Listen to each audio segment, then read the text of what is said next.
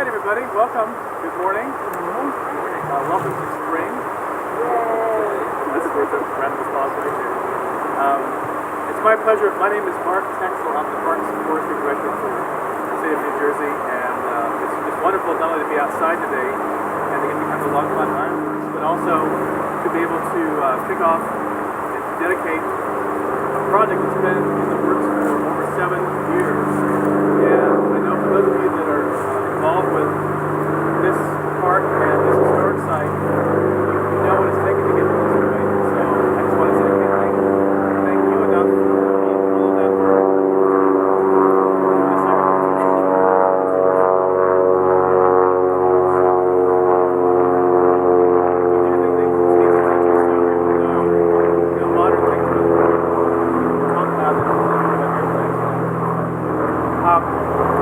But I just wanted to say, on behalf of the Park Service, what this means to be able to put an important bridge like this back into place. This trail is a 3-mile trail from here to Ringwood Manor, and you all know the significant historical story and how important this was as a roadway, servicing the mines and the miners' support of the activities 100 and 200 years ago.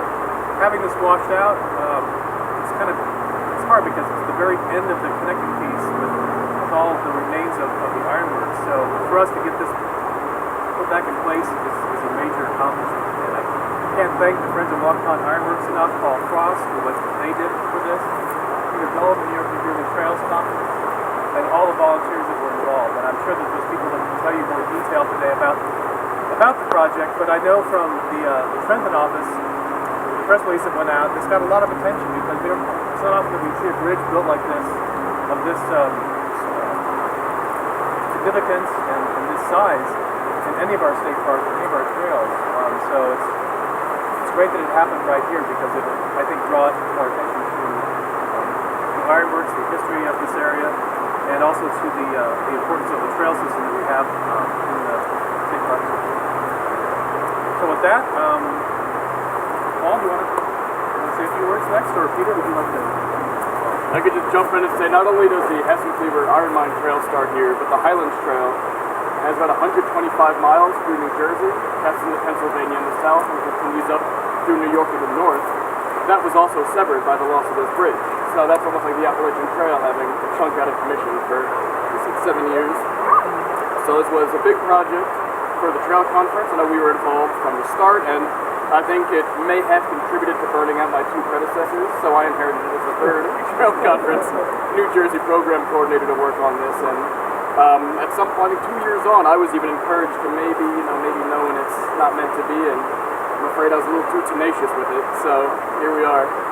But it was really, thanks to lots of volunteers, not just people on the ground doing the physical labor of the assembly and construction, but we had engineers who contributed professional time to get this done. We had, consulting archaeologists who came out and looked. I know Ed Lennox came out and made sure this was all done according to plan. So, thank you very much. And yeah, lots of involvement, and we always encourage anybody who cares about this sort of work to get involved as a volunteer. We can always use people in the office, in the field, any way you're willing to contribute. So, yeah, public thanks to everybody who can't be here.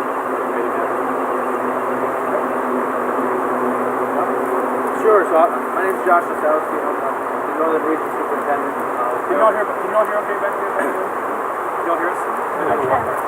So I oversee all the state parks north of Route 46. So this park is one of those parks, and I just basically want to say thank you. I'm sure there's some of you out here who have really contributed with money to these organizations that have helped us do this, or have come out and given some sweat equity to make this stuff happen. And without folks like you collaborating with us, we could not keep all our trails going. We could not keep our parks open. We couldn't offer all the great things that we do in the state parks. So I just want to give you a real thanks for all your help and your continued support. Especially want to thank Paul from Longpond Ironworks. They do a great job helping us interpret this area and making sure that this stays here. And I also want to thank Peter Bell. New York Trail Conference does so much work for us on our trails, and we wouldn't be able to pass most of our trails without their help. Okay, I just wanted to want to add my thanks to these gentlemen for everything that's happened to make this a reality. I'm really quite glad because now we don't have to explain back to the video center why there's no bridge anymore. There's a lot of just talking we have to do about bringing the bridge. I want to especially thank Bedford for organizing the funding for this and it gotten done. This bridge ended up costing me about $60,000. And we have the names of the major donors on the packet. So I guess without further ado, You'll have to hike the entire trail back. Remember, Highlands Trail goes all through New York too, so you're going to be going a while. You got Ringwood Manor. I don't know if the Manor's open today or not. So if you want to hike the Ringwood Manor today and get a tour, couldn't think of a better day to do it. We should get the food there for you. Here, you should. Yeah, you guys get up there. The people that did all the route. well, it's been unofficially open for about a year now, and today it'll be officially open. All right. Enjoy. You want to try it? I wouldn't walk right in the close and tag everybody, but you know.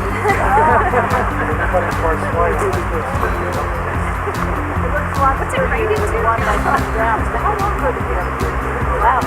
After Irene around, so this is what it was sure. I just thought I had Irene.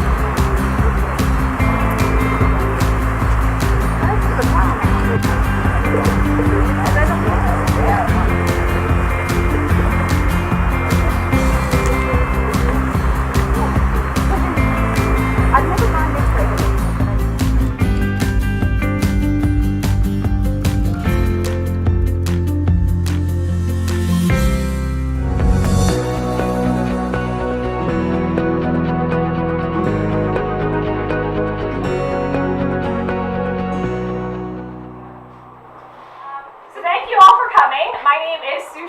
I'm the historian for Ringwood State Park, and I just want to quickly thank the Friends of Long Pond Ironworks because we wouldn't be here today without them and all their hard work.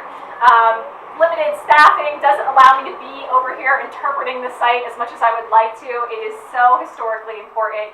So it's great to have an active friends group like the Friends of Long Pond Ironworks who regularly opens the building on weekends, who are doing the school programs for the children locally, who are producing events, and who really are putting in the time and the work to make sure the public knows about the importance of Long Pond Ironworks and the history of the ironworks in this community. And the new exhibit is fantastic. It's going to really add to the interpretation and the historic information that is provided to the public. So I just want to thank the Friends of Long Pond Ironworks for all their hard work in putting this new educational initiative together. So thank you. Okay. Thank you, sir. Well, this building and the museum first opened in 1996, so that was 22 years ago. And even from the beginning, the first museum displays that we had were always meant to be sort of temporary. We did it kind of on a shoestring budget, and it was adequate for its time. But we felt eventually that it would be good to really upgrade everything, make it look really nice, almost professional. And first I want to thank the people who supplied the funding. Orange and Rockland, the utility company, they provided us some money. The Passaic County Cultural Heritage Commission also supplied some money. But the bulk of the money for this new museum redo came from Hopi volunteers. Over the years, we amassed enough money to finally be able to do the museum. I want to also thank, even though nobody's here from them, Cornerstone Exhibits in Ramsey, a nationally known design company that does historic setups for people. They do Liberty State Park, and they've done us. We have a special relationship with them. They're definitely friends of ours. And I guess that's about it. I want to thank everybody for coming. Afterwards, we have food spread in the other room there. Feel free to partake of that. And until then,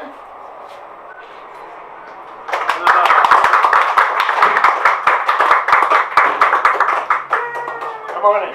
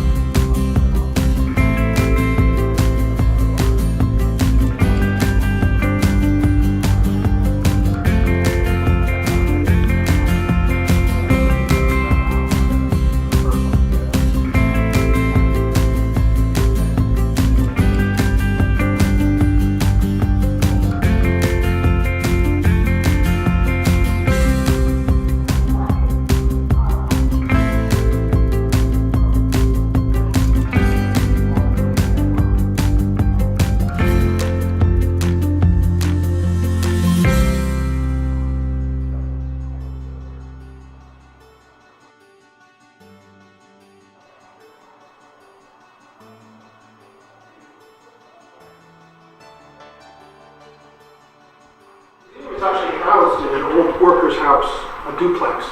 I'm standing right where the dividing wall would have been. And you can see the indentation where the second floor was. The housing was supplied free to workers of the iron furnaces. As long as you worked for the company, you got free housing. So it was a good perk for people to have free housing back then. And back in the 1800s, families were really large.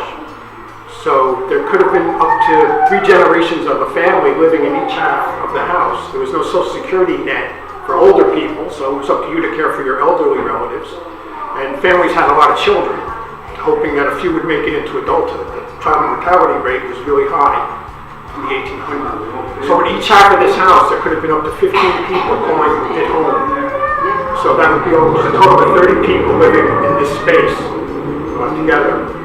The top floor was sleeping quarters, and then all the daytime activities were here. During the day, most people would be out. All the males, including the children, would be working at the furnace, and all the women would be involved in maintaining the household, cooking and doing everything without any aid of electrical appliances. So they were kept pretty busy. So this was mainly where they would return to at night to sleep and stay at night. There would have been outhouses in the back for bathrooms, but everything else would have taken place for the family life on these spaces.